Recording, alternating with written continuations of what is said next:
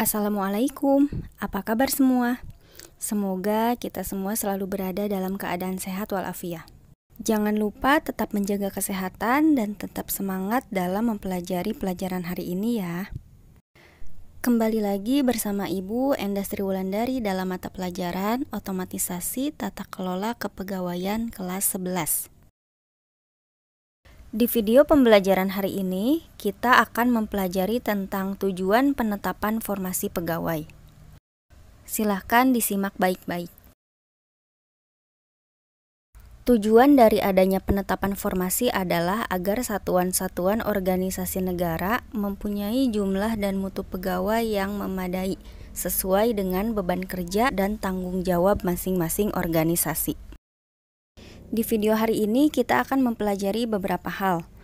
Yang pertama mengenai prinsip penyusunan formasi pegawai negeri sipil. Kedua, sistem penyusunan formasi pegawai negeri sipil. Ketiga, analisis kebutuhan pegawai negeri sipil. Dan yang terakhir, jenis formasi dan penetapan formasi pegawai negeri sipil. Baiklah, kita bahas satu persatu. Yang pertama, prinsip penyusunan formasi pegawai negeri sipil. Prinsip-prinsip yang digunakan dalam penyusunan formasi pegawai negeri sipil yaitu 1. Setiap jenjang jabatan, jumlah pegawainya sesuai dengan beban kerjanya. 2. Setiap perpindahan dalam posisi jabatan yang baik karena adanya mutasi atau promosi dapat dilakukan apabila tersedia posisi jabatan yang kosong. Dan prinsip yang terakhir yaitu selama beban kerja organisasi tidak berubah, komposisi jumlah pegawai tidak berubah juga. Yang kedua, sistem penyusunan formasi pegawai negeri sipil.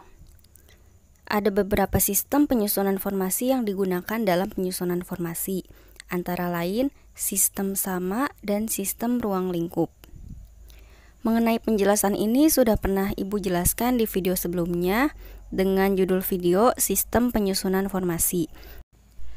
Jadi silahkan dibuka dan dipelajari kembali materi yang sudah sebelumnya Ibu berikan. Selanjutnya mengenai analisis kebutuhan pegawai negeri sipil.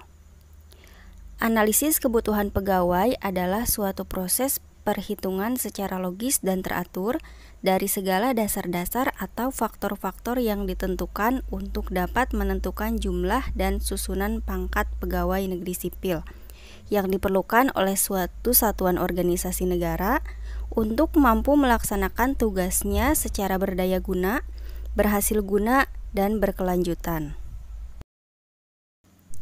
Analisis kebutuhan pegawai dilakukan berdasarkan beberapa hal, antara lain 1. Jenis pekerjaan. Jenis pekerjaan adalah macam-macam pekerjaan yang harus dilakukan oleh suatu satuan organisasi dalam melaksanakan tugas pokoknya. Misalnya, pekerjaan pengetikan, pemeriksaan perkara, penelitian, perawatan orang sakit, dan lain-lain. Untuk jenis pekerjaan pengetikan biasanya dilakukan oleh sekretaris ataupun bagian administrasi lainnya. Kemudian pemeriksaan perkara biasanya dilakukan oleh seorang jaksa. Dan penelitian biasanya dilakukan oleh seorang peneliti atau dosen. Dan yang terakhir, perawatan orang sakit biasanya dilakukan oleh tenaga medis atau dokter. Analisis kebutuhan pegawai yang kedua dilakukan berdasarkan sifat pekerjaannya. Sifat pekerjaan adalah pekerjaan yang berpengaruh dalam penetapan formasi, yaitu sifat pekerjaan yang ditinjau dari sudut waktu untuk melaksanakan pekerjaan itu. Dilihat dari sudut waktu, ada pekerjaan-pekerjaan yang cukup dilaksanakan selama jam kerja saja. Misalnya seperti pekerjaan tata usaha atau administrasi. Ada pula pekerjaan yang harus dilakukan selama 24 jam penuh.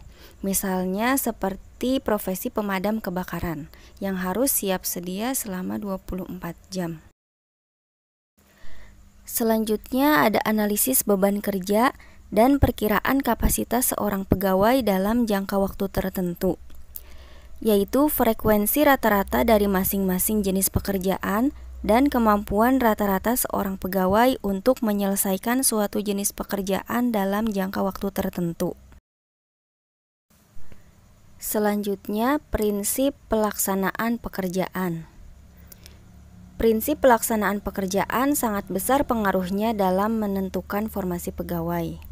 Misalnya, apabila terdapat pekerjaan yang harus dikerjakan sendiri oleh satuan organisasi yang bersangkutan, maka harus diangkat pegawai untuk pekerjaan-pekerjaan itu. Akan tetapi, kalau pekerjaan tersebut diborongkan kepada pihak ketiga, maka tidak perlu mengangkat pegawai untuk pekerjaan tersebut. Analisis kebutuhan pegawai yang terakhir yaitu peralatan yang tersedia.